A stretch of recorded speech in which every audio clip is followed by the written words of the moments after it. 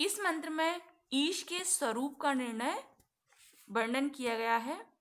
इस उपनिषद के प्रारंभ में जिस ईश्वर ब्रह्म या परमात्मा को सर्वव्यापक बतलाया गया है, उसकी विविध विशेषताओं का यहाँ वर्णन किया जा रहा है।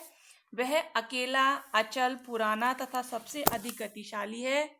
विभिन्न देवगण जो अपने अपने कर्म में रहते हैं, वे उसी की शक्ति के आधार पर गति करते हैं, उसी के शक्ति के आधार पर करते हैं।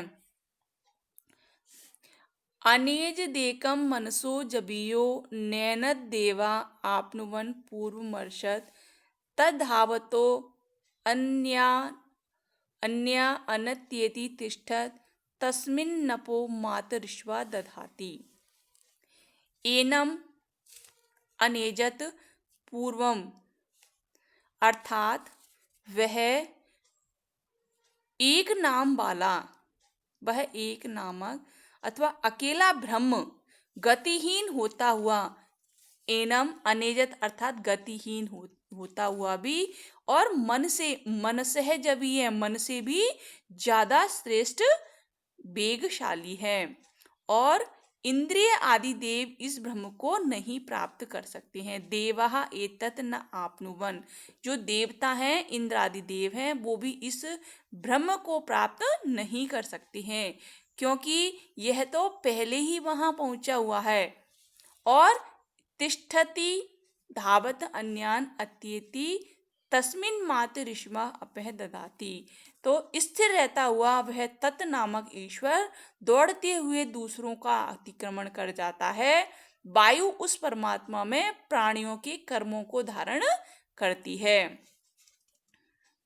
तो वह जो आत्म तत्व है, अपने स्वरूप से विचलित न होने वाला, एक तथा मन से भी तीव्र गति वाला है। इसमें इंद्रियां प्राप्त नहीं कर सकती, क्योंकि यह उन सबसे पहले गया हुआ है।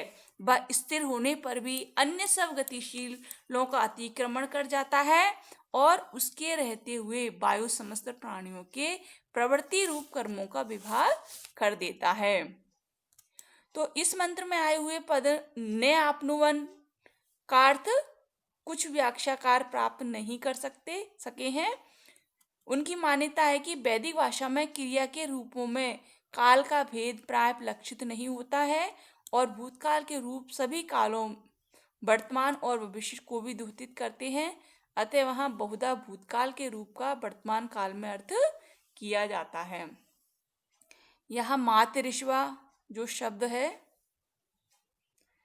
वो वायु यानी वायु गति का माध्यम है। वाति गच्छति इति वायु कर्म गति से ही किए जा सकते हैं। ईश्वर सर्वत्र व्यापक है, अतः वायु परमात्मा में ही प्राणियों से कर्म कराती है। इस मंत्र में यह बतलाया गया है कि वह आत्म तत्व कैसा है। जैसे आत्मा का हनन करने से अज्ञानी लोग जन्म मरण रूप संसार को प्राप्त करते हैं, और उसके विपरीत ज्ञानी लोग मुक्त हो जाते हैं, वे आत्मघाती नहीं है।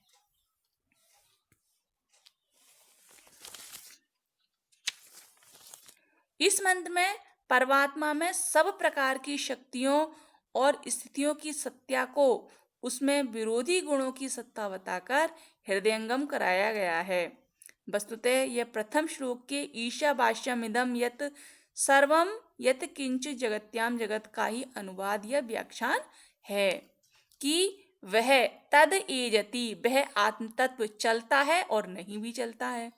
तद एजति तद नयजति, वह आत्म तत्व चलता भी है, परमात्मा गति करता है, और वह गति नहीं भी करता है। और तद दूर है तद अंतिके, वह परमात्मा है, वो दूर भी है और वो हमारे समीप भी है। और वह तत् इस सब कुछ के अंदर है। तद अंतरस्य सर्वस्य, और तद सर्वस्य अस्य बाह्यत है, निश्चय ही वह तत् इस सब कुछ से बाहर भी है। तो वह आत्म तत्व है, वो चलता भी है और नहीं भी चलता है, वह दूर भी है और समीप भी है, वह सबके अंतर्गत भी है और इस सबके बाहर भी है, अर्थात वह परमात्मा सृष्टि के कण कण में व्याप्त है। तदेजति तन्नेजति तद्दूरे तद व अंतिके तदंतरस्य सर्वस्य तदु सर्वस्यास्य बाह्यते, वह जो तत् नामक परमात्मा है वो गति करता है, नहीं गति नहीं करता है। वह दूर है और वह निसंदेह समीप है। वह तत् इस सब कुछ के अंदर है और निश्चय ही वह तत् इन सब से बाहर भी है। तो आत्मा अथवा ईश्वर या ब्रह्म के संबंध में इसी प्रकार के विचार मुंडक, मैत्रायणी व कठ उपनिषद में भी प्राप्त होते हैं। गीता के 7वें अध्याय में भी कहा गया है कि वस्तुतः वे इस समस्त जगत के परम आधार हैं और परम कारण वे ही हैं।